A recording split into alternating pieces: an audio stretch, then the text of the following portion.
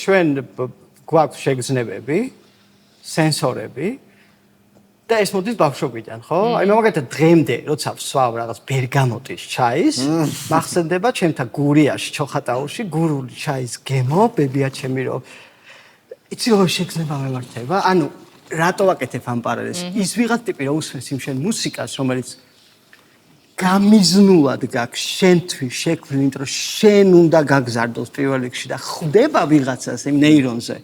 მე აწვდის რაღაცა ეს იმპულსებს, რომ აი ემოცია გაგახსენოს და თუ მე შენ გახსენებ იმ ემოციასაც ჯერ არ იცი რომ არსებობს შენში. უკვე გიყვარდება არტისტი, რომელსაც არ იცნობდე, ან გახსენებს იმ ემოციას, რაც იცოდი და აღარ გახსოვს.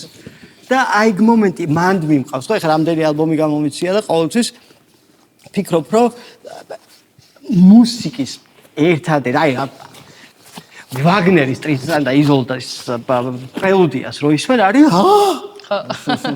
ხვდები? ყველა ვერ მოისმენს.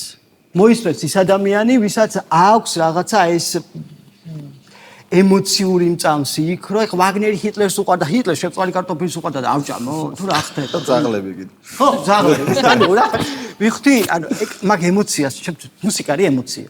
ნუ ეხლა კინო რა თემაა კიდე იქ მუსიკასთან ერთადაა კინო, მაგრამ ხელოვნება რა არის, ხო?